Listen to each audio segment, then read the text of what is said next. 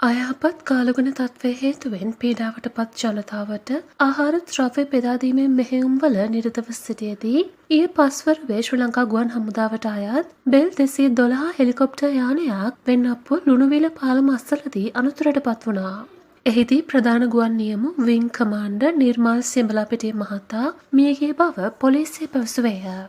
මෙලෙස මියගොස් ඇත්තේ 41 හැවිරිදිවිය පසුවන ගුවන් පැය 3000කට වැඩි ප්‍රමාණයක් සම්පූර්ණ කර තිබූ පළපුරුදු ගුවන් නියමුවෙකු බව ශ්‍රී ලංකා ගුවන් හමුදාව සඳහන් කළේය. අනතුරින් තවත් ගුවන් හමුදා නිලධාරීන් සිව් දෙනෙකු තුවාල ලබා මාරවිල රෝහලේ ප්‍රතිකාර ලබයි. හදිසි ජීවිතෙන් සමුගත් මෙම ගුවන් නියමුවා ගැන සමාජ මාධ්‍ය පුරා සංවේදී සටහන් බොහොමයක් පළ වී තිබුණා. මේ අතරින් කීපයක් අන්තිමේදී එයා අපේ ජීවිතයට ශක්තියක් පණක් දෙන්න ගිහින් තමන්ගේ ජීවිතය රට වෙනුවෙන් පූජා කළා.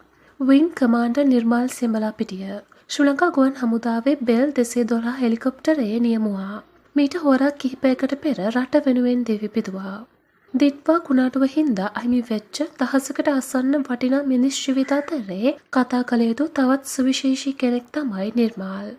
කොළඹ විශ්වවිද්‍යාලයේ අන්තර්ජාතික සම්බන්ධතා කටයුතු පිළිබඳ Master of Arts in International Relations and Affairs උපාධිධාරියෙක් වූ නිර්මාල් තම වැඩිදුර අධ්‍යාපනය සඳහා ලන්ඩන් මෙට්‍රොපොලිටන් යුනිවර්සිටි එකට ඇතුළත් වූවා.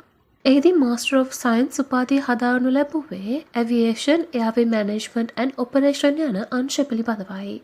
ඉන්පසුව නිර්මාල් එම සරසවියේම MSc උපාධිය සම්පූර්ණ කරනු ලැබුවා.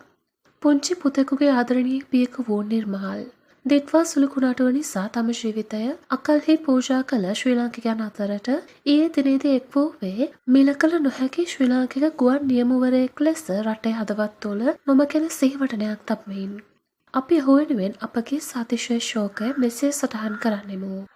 මේ අතර ජනප්‍රිය සිංහල ගුරුවරයෙකු වූ අකිල විමංග සෙනවිරත්නද ඔහුගේ මුහුණුපතට ඉතාම සංවේදීව සටහනක් එක් කර තිබුණා දැකගන්න ලැබුණා. මේ එම සටහනයි. සුබ ගමන් නිර්මාල අයියේ. ඔයා FB දැම්ම අන්තිම ෆොටෝ එක දැම්මේ මගේ අයියා එක්ක. නිවන් සුව ඔයාට. මේ පිළිබඳව ඔබගේ අදහස් පහතින් කමෙන්ට් කරන්න යන්නත් අමතක කරන්න එපා.